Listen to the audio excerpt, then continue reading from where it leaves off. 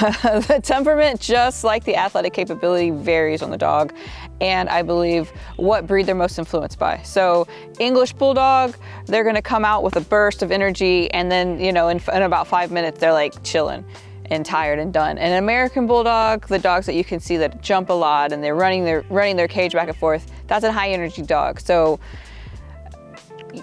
know what you want to ask, or what kind of expectations you have when purchasing an Old English Bulldog. Do you want a couch potato? Do you want somebody that's going to be hiking with you, or something in the middle, you know, and try to find a breeder that understands the difference? For me, the temperament is pretty much the same. What she described for me is the activity level. You know what I mean? I think most of our dogs, all of our dogs here, I trust them with my 8-year-old daughter walking in the whelping box, picking up a wet puppy. Yeah, and I think I take good temperaments, I guess, for granted, because that's all we have. But there are some more aggressive dogs or unstable dogs. Yeah, I don't have any dogs here. You know, he acts a little cuckoo for Cocoa Pops, but if I let him out, like I let him out and he didn't do anything to you, like he didn't care. Sometimes you have to eliminate the barrier sometimes, because that barrier builds up frustration. So outside of his cage, he's an absolute gentle giant, you know what I mean? Where Rocky, everybody thinks it's hilarious that he nibbles on their fingers. You know what I mean? That's little personal quirks with a dog. But overall, Rocky is a very gentle dog that has no problems with any human. You see what I'm saying?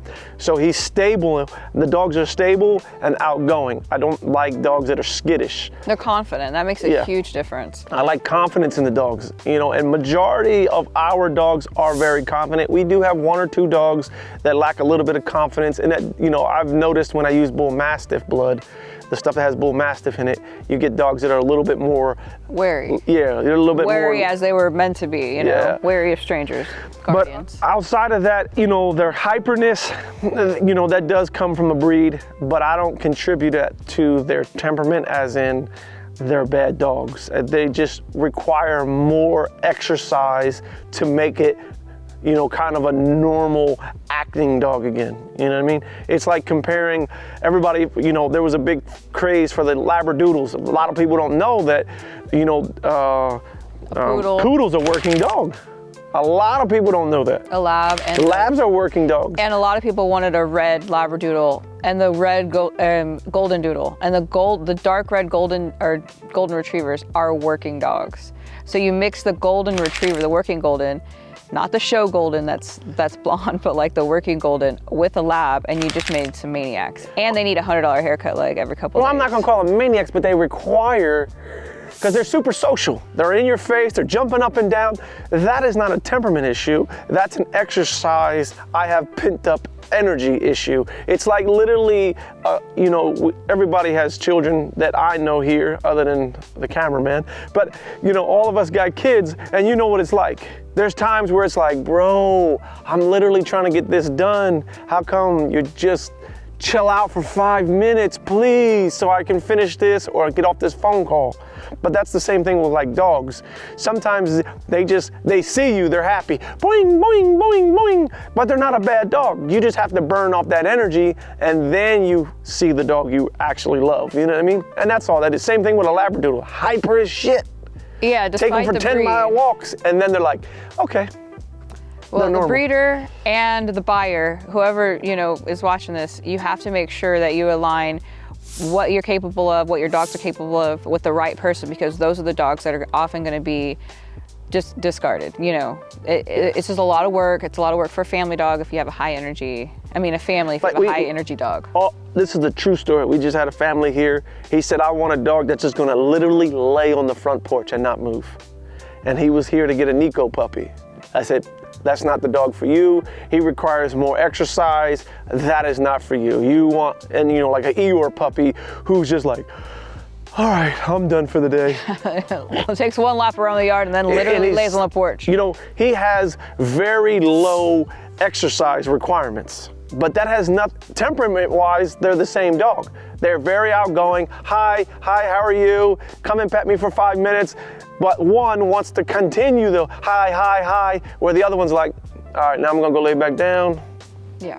You know what I mean? And people get them confused that, oh, your dog, you sold me a dog with bad temperament. No, you asked me for a dog that can walk 3 miles. I sold you that. Now you have to understand that he doesn't pick, oh, I can only walk 3 miles on Saturday. He has to walk those 3 miles daily.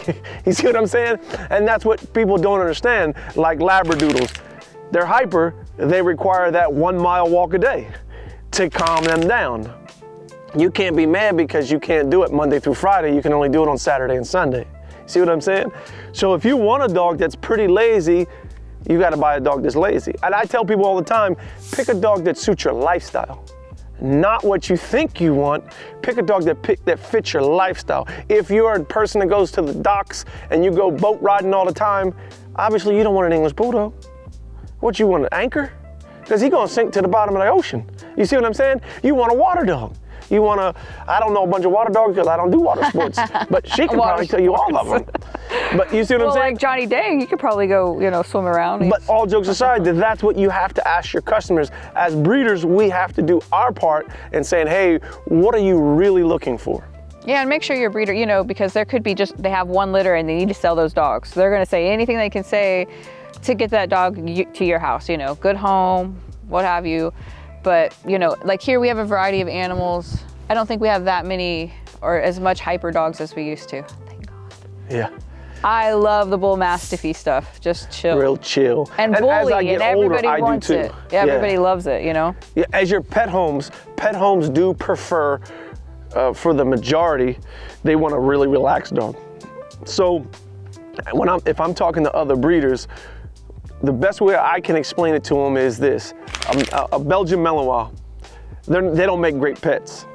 You see what I'm saying? They require way too much exercise, way too much. Unless your life is the dog. There's some people, their life is that dog. They could do anything. Yeah, and if you're you go to the gym every 3 times a day, you're running 5 miles a day, a Belgian Malinois sounds like he's the perfect dog for you. But if you literally have like today, we have our son's in baseball, our daughter's in softball, we're doing this interview. You see what I'm saying? I don't have time to run the dog 5 miles. I just don't have it. It's not my day. So you have to pick a dog that suits your lifestyle, not what you think is cool or not what you think you want. And the more videos we post of Nico or Rocky, people start contacting us saying, oh, I want that dog, the muscle, the high energy. And we're like, no, you can't have it. We already know, Yeah. It's cool on camera. Yeah. But in reality, it's not the greatest thing, you know what I mean? And so you just have to know what dog, again, I can't say it again, you have to fit the dog to your lifestyle, not what you really want or need, you know what I mean? If you can't buy a 2-seat car when you got 4 kids. It doesn't make sense. Well, you can. I mean, you can, but you could go out by yourself. It's just you and your husband or you and your wife, you know what I mean? But if you're taking the kids to That's a goal something, you got to have something to transport them all. Thanks for watching. Don't forget to subscribe and visit us at www.eternaanimal.com.